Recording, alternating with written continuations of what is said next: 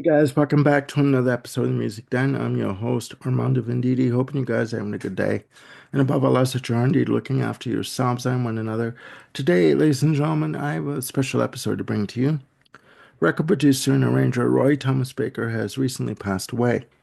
So I thought I would bring you a video discussing a bit of his background and some of the albums that he had worked on during his lifetime. And it was quite a few albums that he did work on.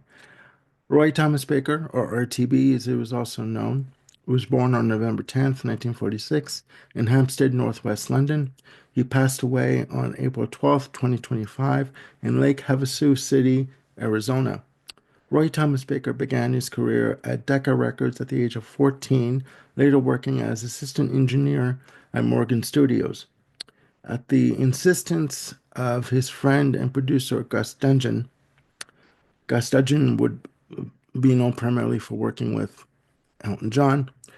Roy Thomas Baker would eventually move to Trident Studios. Now, Trident Studios was run by Barry and Norman Sheffield. And while he was working at Trident Studios, he also worked as assistant engineer with such bands as the Rolling Stones, artists like David Bowie, Frank Zappa and the Mothers of Invention, Bebop Deluxe, and The Who.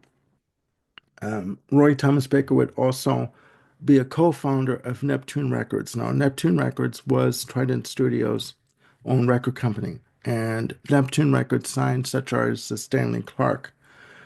Um, Prior to working with Queen in the 70s, Roy Thomas Baker would engineer and produce the first two Nazareth albums. Now, he began his working relationship with Queen in 1972, and from 1973 to 1978 would release five albums with the band. Now, following his successes with Queen and other artists, Baker would sign a multi-album production deal with CBS Music.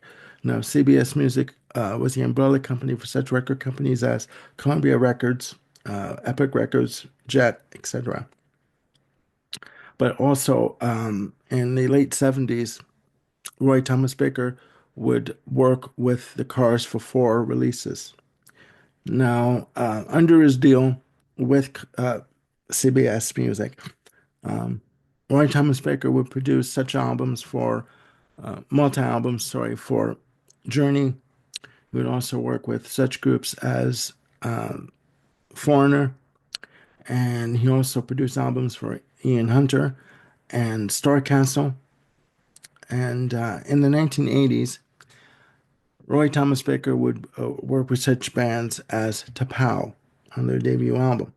Now, in the 2000s, Roy Thomas Baker would also work with such groups as Smashing Pumpkins, Guns N' Roses, and Yes in 2014. Now, in terms of the music and the records he's worked on, he's also worked on soundtrack albums for Fast Times at Ridgemont High and the heavy metal soundtrack. Now, in terms of his legacy as a producer, he's best known for his work with Queen on A Night at the Opera and Bohemian Rhapsody. And I wanted to bring this to your attention because I noticed that on the news networks, his death has not been mentioned. Now, the cause of his death has not been released by the family, which obviously it's a private matter for them. But I wanted to just take this quick moment to just acknowledge the fact that Roy Thomas Baker was a fantastic talent as an engineer, arranger, and producer. And he has touched many lives in terms of the artists that he's worked with. So when you listen to any of the albums that I mentioned, and I'm sure there are other albums that I've not mentioned now, please take a moment and remember uh, Roy Thomas Baker as you do this. Roy Thomas Baker, dead at 78. Please click like and subscribe and hit the notification bell. Keep yourselves on top of any new content I've got coming up. Please look after yourselves and one another, and I'll see you soon. Bye for now.